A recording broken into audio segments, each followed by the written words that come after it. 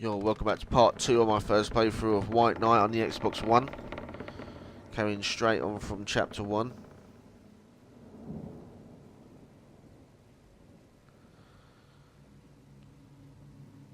So we're in control again.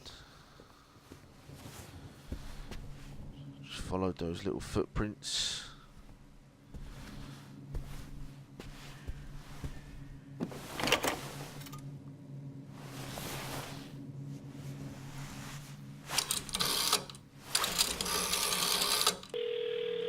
Hello? Hello? I need an ambulance. Can you hear me? I need help.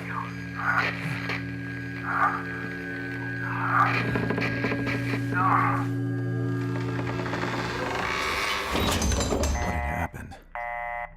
This cold. The darkness around me. I was usually not afraid of the dark. But there, on that day, I remembered I had a matchbox somewhere in my jacket. The urge to light a match was growing with every new chill running down my spine.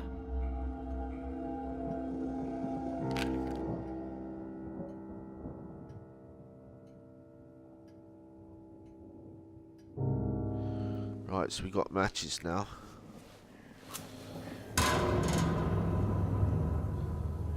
Wonder how long they last. Let's see.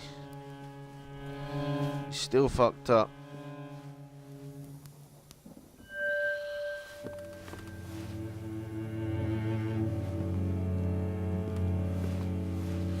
A peaceful landscape, the kind of place I would have loved to be. More matches. Some African mask, a wooden face without a soul. That woman with dark hair was dominating the room. Who was she? Who answered? I couldn't forget that sound.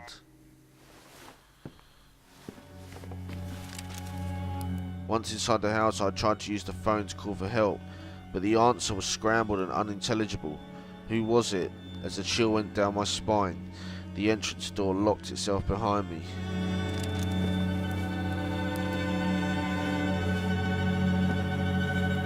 Encyclopedias. The edge was hardly readable. Two men on a small boat. A memory from an expedition. There's that symbol. There we go. This mountain landscape couldn't soothe me.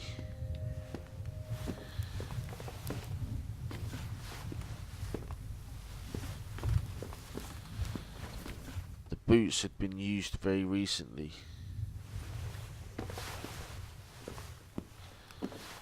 Whoever lived here had a special taste for alcohol. A hat. A man was living here.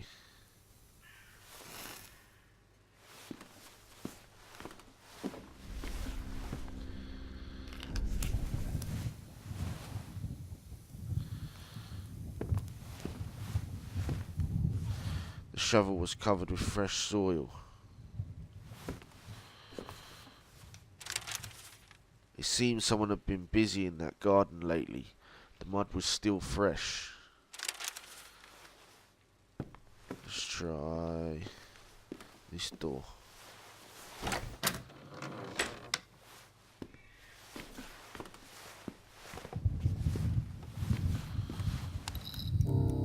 The armchair looked comfy. I could get some rest and save my progress. Whoever that was, it currently didn't ring a bell. Some more matches. Vesper, the landlords for sure, but not a very smiling couple. Nothing special about that wardrobe. A soothing aura was surrounding this lunar goddess statue. The small statue of a lunar goddess that stood in the parlour felt like a comforting presence.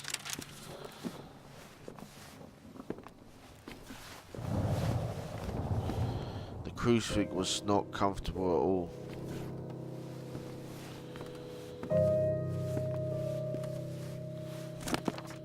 Margaret's Diary, Excerpt 12, August the 28th, 1911. William is 7 today. He is with Henry, running after the servants in the garden, dressed up like monsters from space. Games, always games. The mansion is all upside down and their yells gave me an awful headache. I'm now cloistered in the office, unable to even pray. Henry's fantasies keep William away from his great destiny. I have to bring him back to me, as this will be my only chance to make a man out of him. To make him embrace the Venter Cross legacy, to show him the way. Henry is a dreamer and he has no ambition whatsoever. He can't teach him anything. Behind every great man there is a great woman. Nonsense. Women should be on the front line. This is where the opposite brought us. I have no illusion about how little power the world is leaving in the hands of women. But William is young. He is the future. I will act through him. And may night finally fall upon this house. May William stop running after deceiving lights to find the place he deserves in this world. How interesting.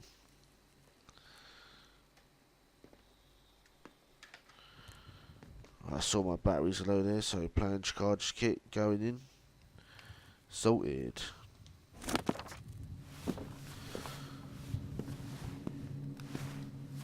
A boy with religious dress, a house full of old traditions. Seeing the woman with the church candle, I was wondering where God was. A box full of old science books. The garden looked like it was sleeping in the darkness.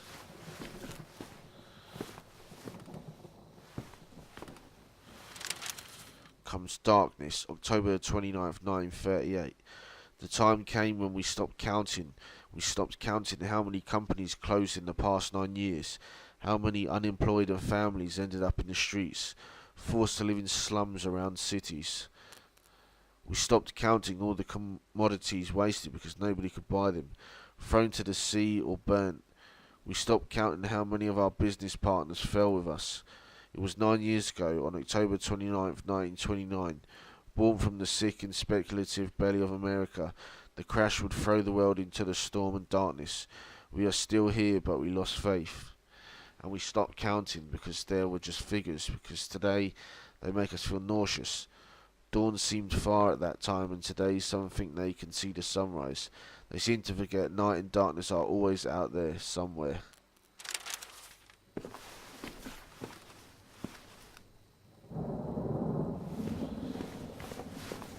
So that's Selena Jazz Smoke. Was it the glow of the accident I was seeing there? Without light I couldn't see anything. Here we go. Margaret's Diary, Excerpt 11, August 21st, 1911. Suffocating in its useless illuminations and frills, the mansion doesn't have the greatness befitting a fortune like the Vespers. It's the work of a degenerate romantic. It's like a stain in this century. I ordered the flower beds on the east side of the garden to be removed. They made moving around complicated, and in summer their scent was unbearable. I didn't talk about it to Henry, and he was quite upset. For the first time I think I saw something like rage in his eyes. For a few seconds he did look like a man, and then he shut himself back in his melancholy and played the piano all afternoon. His jazz again. This stupid music which reeks of debauchery and misery. Oh, she sounds like a right positive woman, huh? Right, let's save our game.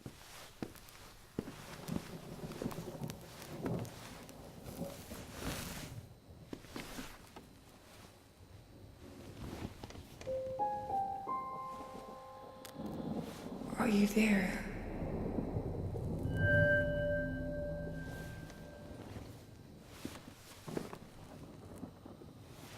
Oh, good. Can move around a bit fast now. Oh, what the hell? Help me. Who was it? Or what was it?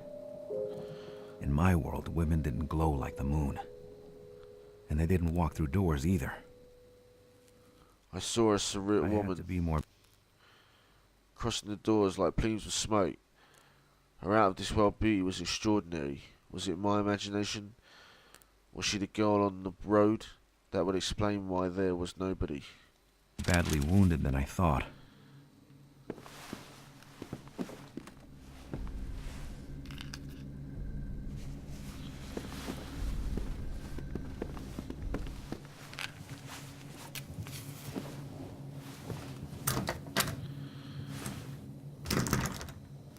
Locked.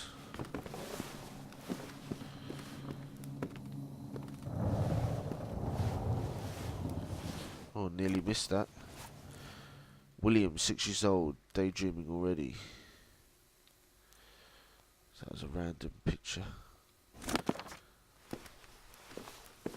Right, that's this room done.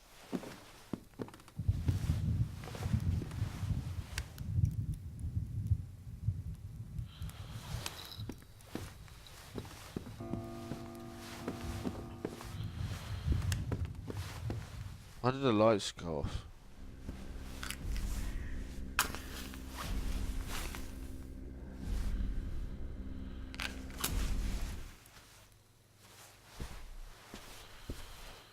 It's weird.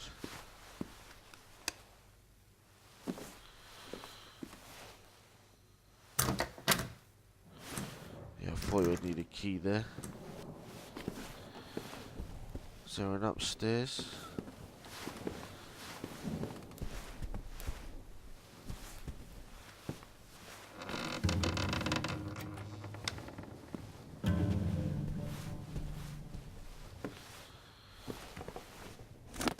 Okay, more pictures. August 18th, 1990, a great day for both our families. Something bad happened in this house, I'm sure of it. Note to self, Mother's shadows. Mother's shadows will never go away. I understand it now. Calling them ghosts would still be too noble. It is a filth that strives in the dark like flies on manure. As long as I am alive, they will never go away. Interesting. Who could hang the picture of a headless woman on the wall? In the eyes of the old man you could see wisdom and sadness. Margaret Vesper and the Venter Cross, a woman as noble as cold. One of the paintings had the name Margaret Venter, the same as the grave outside. That woman's stare was as noble as a frozen lake, and looked just as cold. Margaret and Henry Vesper, two strangers pretending to be married.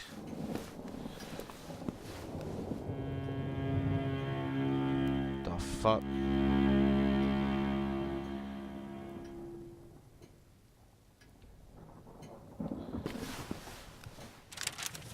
Another apparition, but that one smelled like death. I couldn't move close to it. It was an old lady, a corrupt soul. Death itself. I had to stay away from it.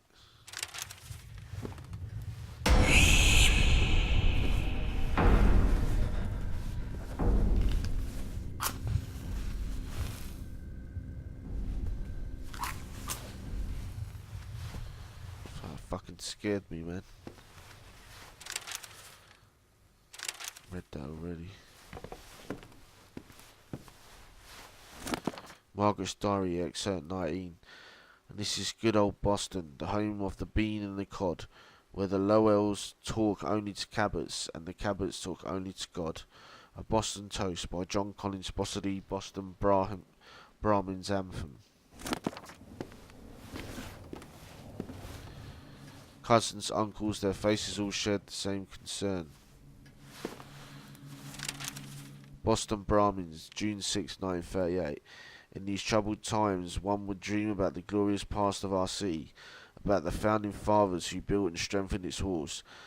There would be the Boston Brahmins, the bigwigs, businessmen, lawyers and soldiers, whose sense of morality helped draw the lines of the city and gave it a soul. And what a soul! Without them, Boston would be one of those many little towns of the East Coast. Thanks to them, in less than a century, it became the major economic, financial and cultural centre we all know. And while we can see those who build the century to come The newly graduated from Harvard, symbol of the city's pursuit of excellence, let us keep in mind the spirit of the pioneers, whose clear speech inherited from New England still sings in T.S. Eliot's poems and in the voice of Katharine Hepburn. 8 years ago, Malcolm Nichols resigned from office. He was the last of the Brahmins, the last Republican to hold the mayor's office, but he's still here. This noble blood which built roads, schools, churches, courthouses and hospitals. An economic crisis, no matter how dire it is, will never wash away their dignity.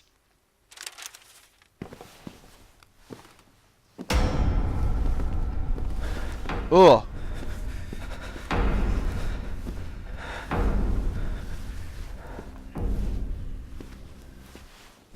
Fuck, that door's open now. And that fucking ghost scared the shit out of me.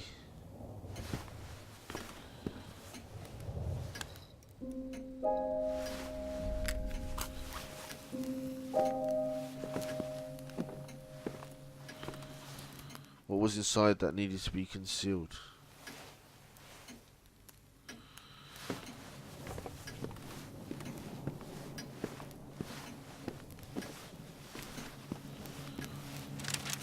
Note to self, armchairs. I am so tired. Father ordered several leather club chairs from a... they're DeShawns, from a Quincy craftsman. They are perfect. It is one of the few places where I can rest and think. Margaret wouldn't touch them, and I have no idea why. Maybe because they are marked with a sun, which made her blind. I don't know. I am just happy they are here. Thank you, Father.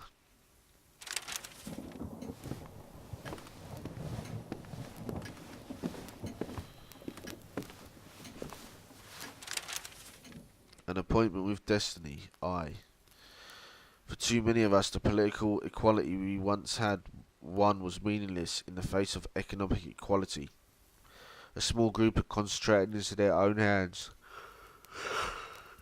Shit, man, I got the yawns here. It's late at night. Anyway, into their own hands and almost complete control over other people's property, other people's money, other people's labour, other people's lives. For too many of us, life was no longer free. Liberty no longer real. Men could no longer follow the pursuit of happiness. Against economic tyranny such as this, the American citizen could appeal only to the organised power of government. The collapse of 1929 showed up the despotism for what it was. The election of 1932 was the people's mandate to end it. Under that mandate, it is being ended. Franklin Delano Roosevelt, June 27, 1936.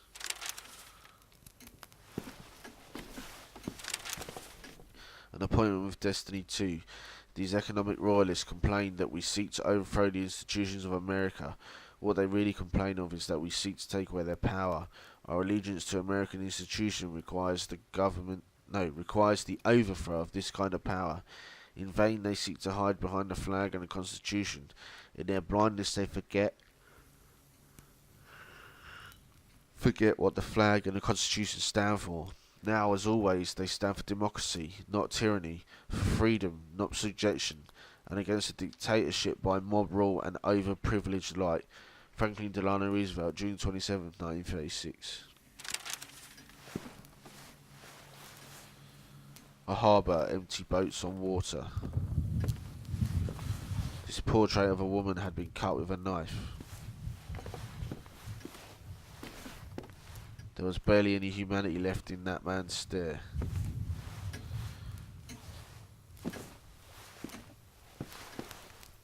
Right, I can't look at that other picture. Another door with a symbol. William Vesper's Diary, Excerpt 12. February 6, 1932. Of all the bars I visited, the Smoke and Mirrors appears to have been especially tailored for me. People there are quiet, melancholic, even. They stagnate in the swirling smoke of their cigarettes like convicts, desperate victims that were pushed into the darkness by the crisis. But even if the bar is an elegant place, they are not driven away. They respect their right to oblivion. It is a place where they can disappear. I found myself a corner from which I can watch their comings and goings until I am carried to the abyss by my own whiskey. Every time I am caught again by the band. Such good musicians. The music is like a tear that time stretches, a slow jazz, steady and reserved. It is the music of their time, the music of those who fell on the wayside. Someone told me about a singer who just got hired, and I don't think the band needs that, but we will see.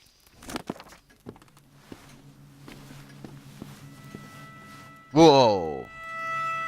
This thing looked like it was reaching out from some fairy tale. The kind of stories in which kids get devoured by some witch in a dark forest. Yeah, it's fucking scary. Delusion or not, I tried not to think about it. Only a madman can think mad things.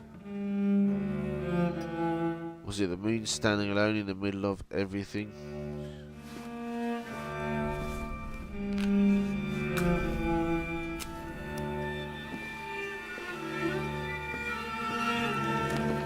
From Selena to William, excerpt 1.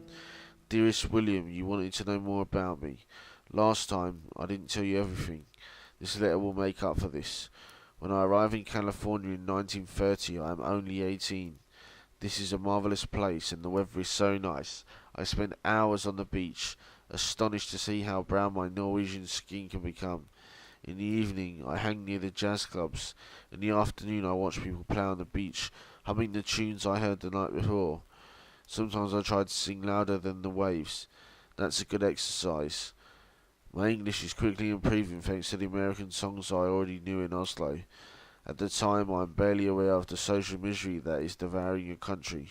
I am young. I want to be beautiful, to meet people my age and to sing. In Los Angeles at the Spice Club, I meet the members of a jazz band. They are talented and funny. We play all night. I forget about the air and about my parents. They even call the police.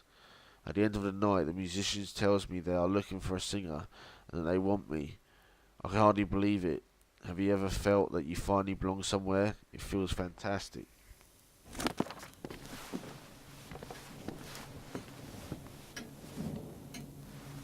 The gramophone could only play Silent Dust.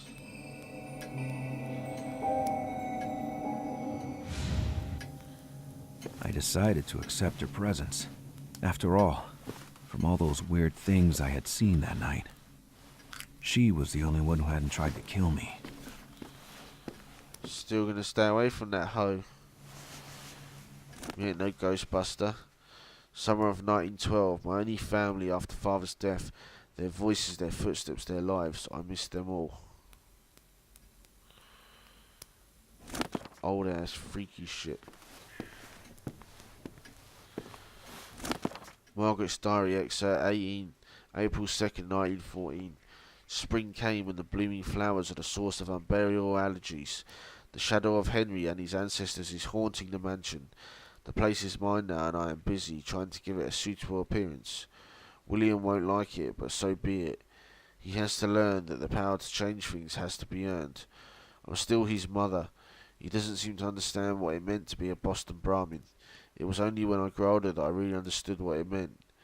I tried picking the best words, savouring their meaning today, teaching him the part his ancestor John Venter, who arrived in Boston in 1710 and played in the building of the city. The duty on the soldiers of New England Protestant elite. I ended with these words: "We are the past and the future of this city, William." He shrugged and went to play the piano. There is way too much of his father in this child. I should nearly be done in here. The windows had no handle, a very unhelpful peculiarity. I remember the smell, cold tobacco, fresh enough to fill the room.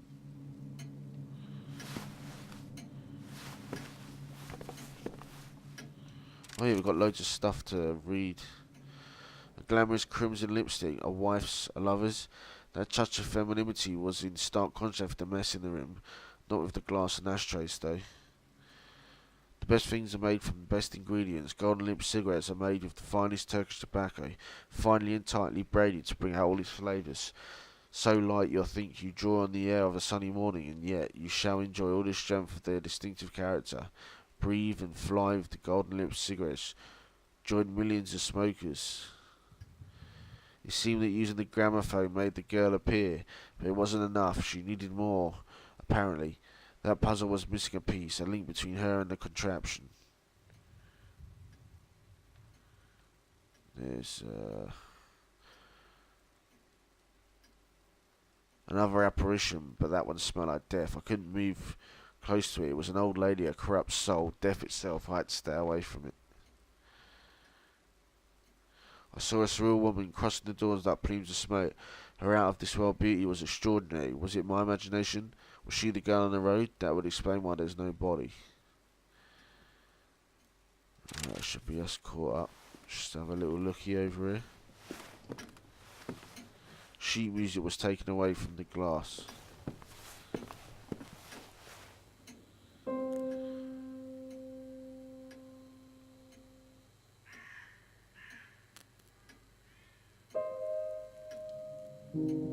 The box was closed. There was a small opening for a key. The box lid was displaying an esoteric symbol. A small music box with a secret inside. I could feel it shudder under my fingers. The symbol of Venus was engraved on the lid.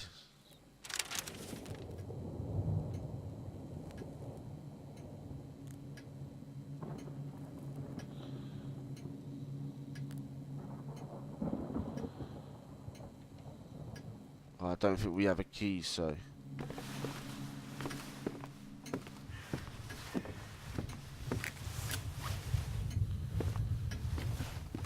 see if it'll allow us to exit the next room.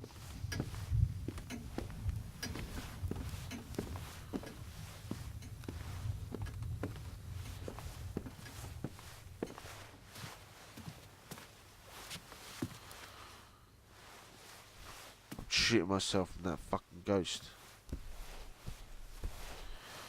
Solitary Suns, poetry, the last thing I had in mind.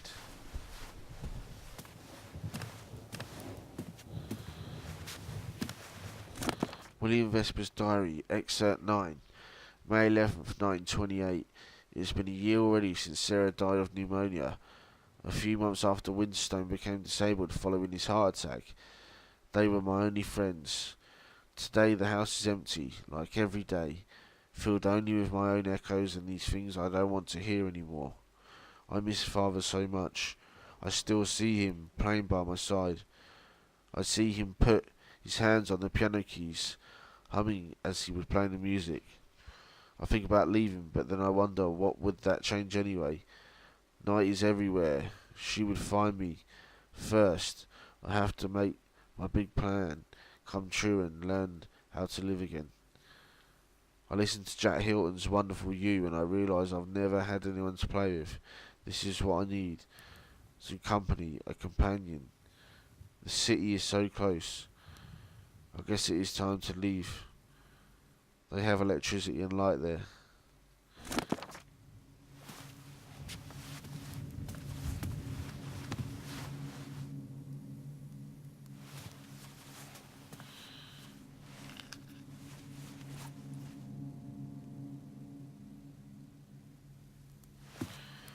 There's got to be a light button somewhere.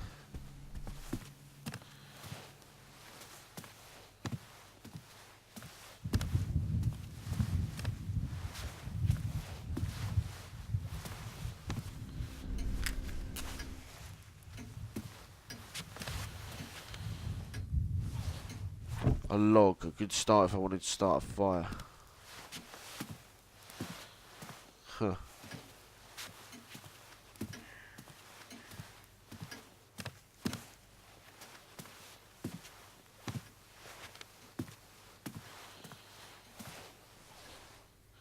The menu for the dinner seemed to be a good 20 years late. Note to self, kitchen key, my dear friend. For the lack of sleep erodes your sanity as well as your memory. I hereby decide to put the kitchen key in this book of recipes Father loves so much. It is in the library and won't move from there. which will prevent you from having to make extra keys again. Please start by trying not to lose this note. Your devoted servant, Vorself.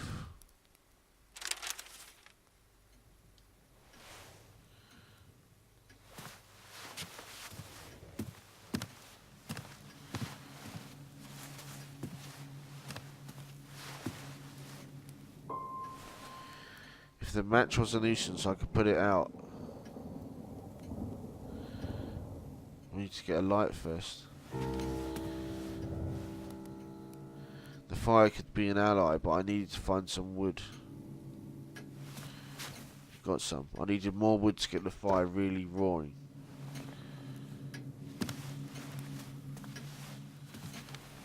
A log, a good start if I wanted to start a fire.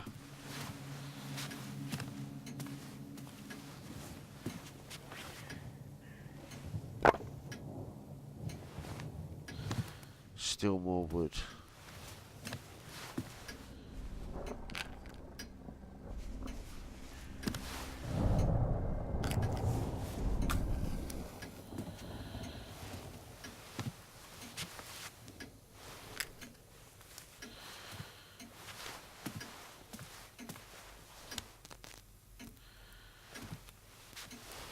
W. Vesper, he had the stare of a broken man and a lost soul.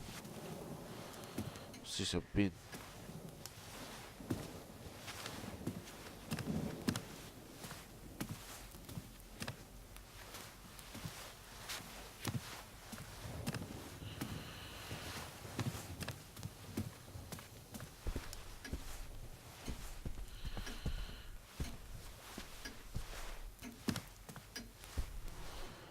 That plate was abandoned to the flies.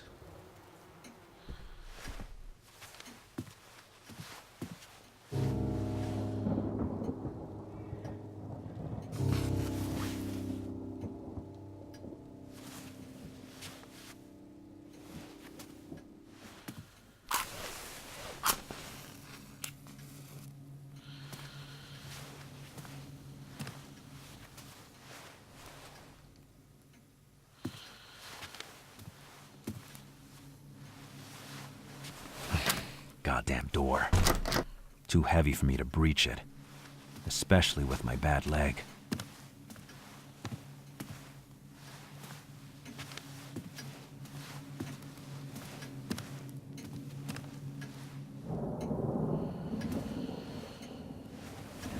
Door's blocked. Maybe we have to go to the library and that will bring us round. Running probably puts the match out quicker. What's all this? Oh, we've read all that. Yeah, we can't go through that door, can we?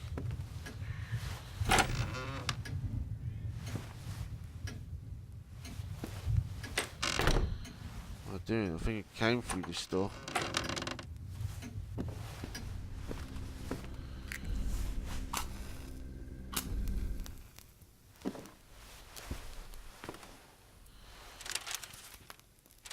Oh yeah, it's that hallway. Okay. The fucking ghost still there or what? A high heel shoe, maybe its owner was still around here. A woman's shoe was lying on the floor of a corridor. I chose not to touch it. Something here felt like agony. There's a fucking ghost still there.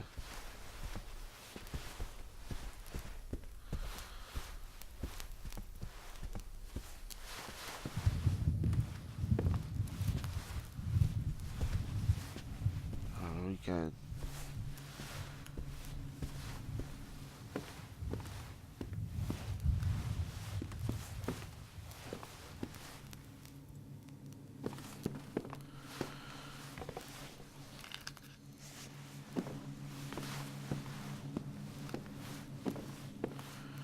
Let's try this door again.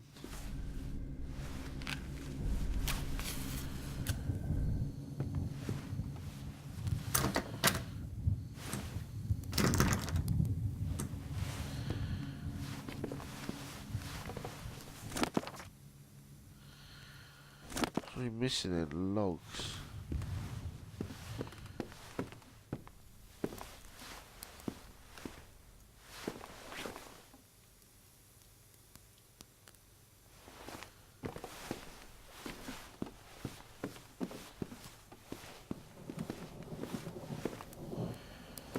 It's your logs, huh?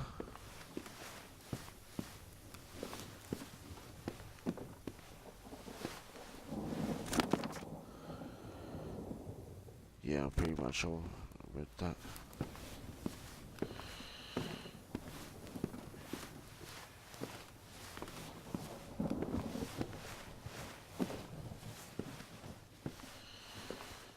Trying to think we can get some wood.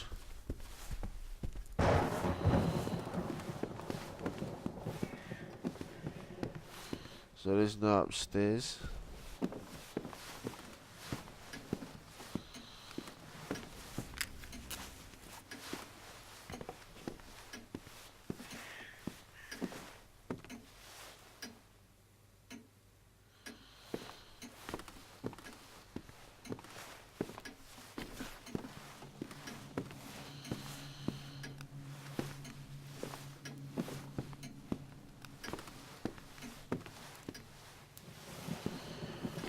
Where could these logs be?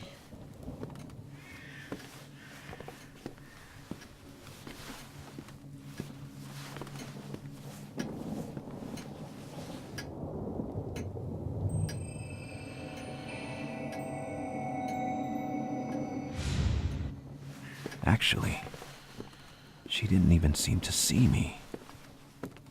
She was waiting for something. But what?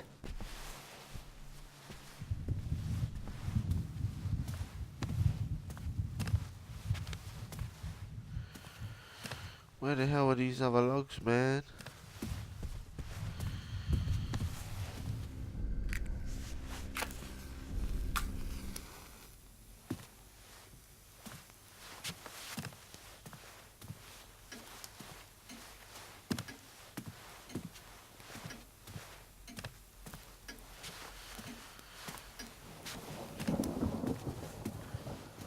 Maybe we have to dodge that ghost in the hallway.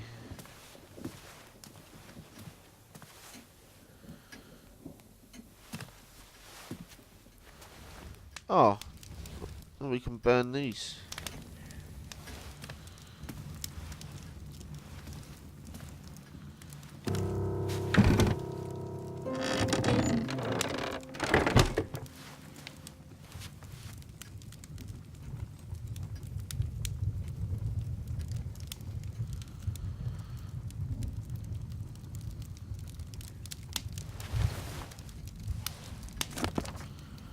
From Selena to William, Excerpt 2. In September 1934, during a concert at the Red Bait, we meet Jimmy Erziger, a producer whose label, Two Roads, is becoming prominent. After the show, he tells me I have a marvellous voice and that my Norwegian accent brings something unique to our African-American jazz community. That it is enough to get the attention of amateurs and curious listeners. I have to admit, Norwegian jazz singers are not that many, but I can't really believe he would hire us. But he does. He suggests we name the band Selena and the Frozen Sons. I am to be paid for singing. Everything looks so simple. Dad used to say that anything can grow in California. I feel like a flower finding its way through the snow. But my parents are not happy for me. I don't think that they are I think they are homesick. But I'm 22. Life is an adventure for me. I don't know much about life. I know nothing of pain. For example, everything changes. Got any money in there, bitch? Alright, that was one book down.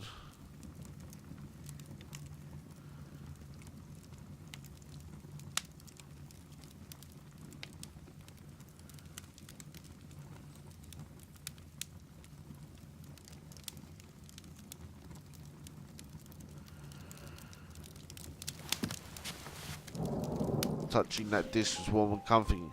I felt an urge to listen to it.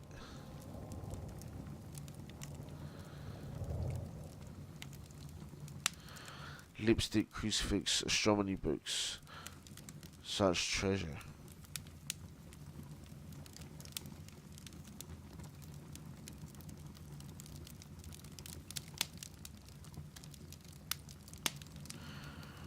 That's it, and we read the Selena book.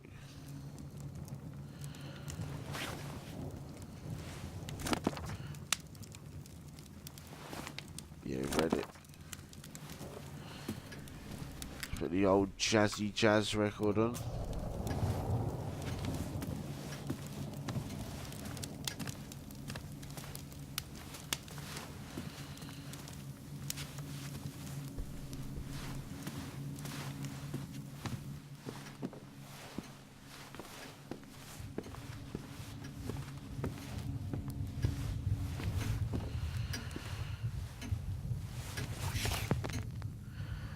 That music, his mere presence gave me some hope.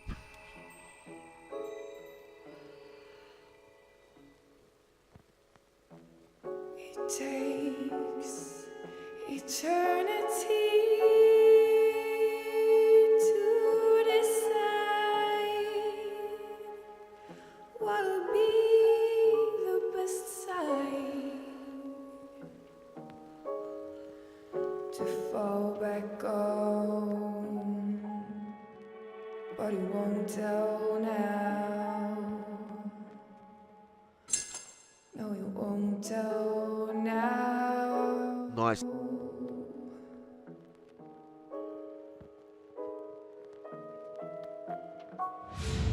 It was her. That girl from the jazz record. Selena Sandvik. The key she left me was an invitation. Was she trying to help me? Or was I heading towards even more troubles? That was awesome. I had to focus. Surviving is a full-time job. Not the kind of job you can afford to lose.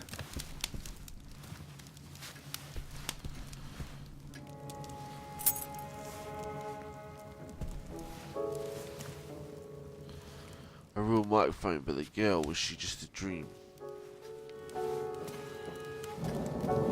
Guarantee it's the library door, but we'll check here anyway.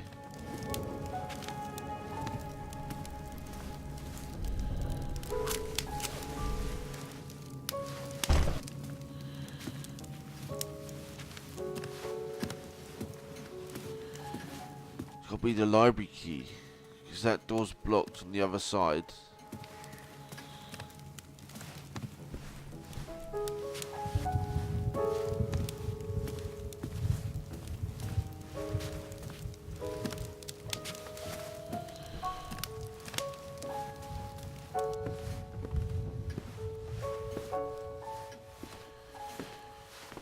Right, we're in the right bit.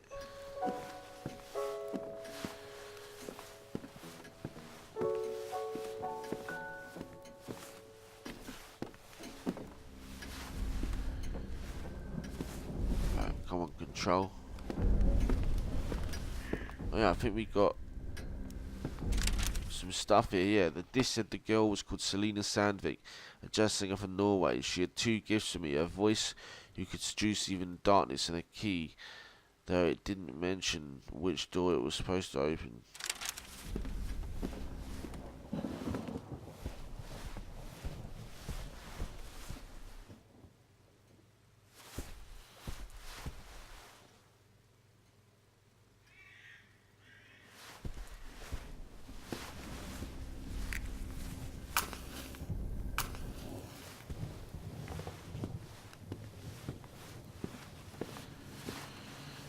Right, let's try this key on the library door.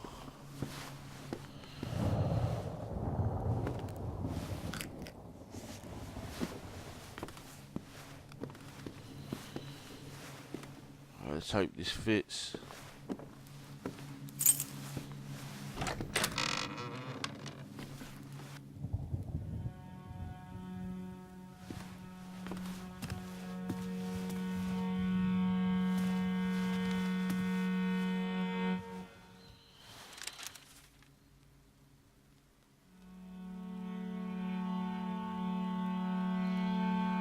Note to self, the shadows avoid the electric light.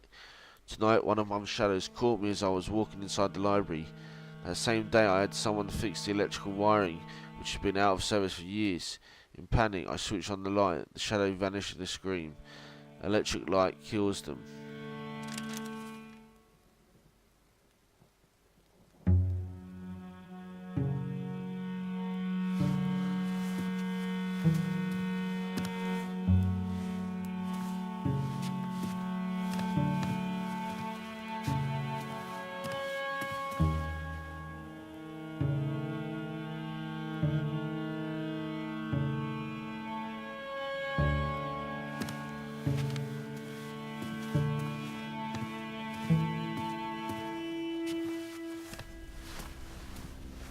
Oh shit. Where the fuck are we now? Where do we come from? Oh, we come from there, so it's down this side that we're exploring.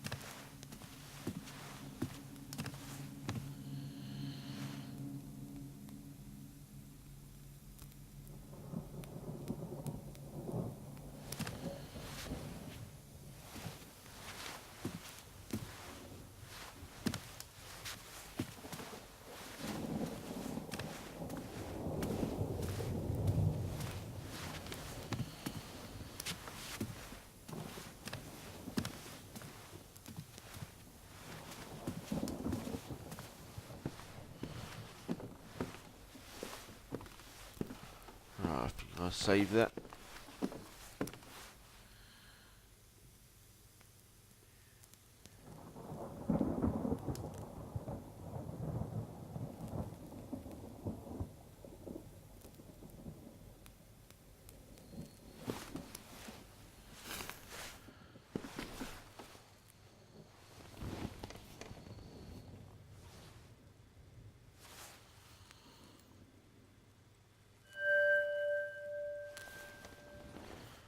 Right, that's the end of part 2. Like, comment, subscribe if you're enjoying this playthrough. If not, go fuck yourself. See you in the next video.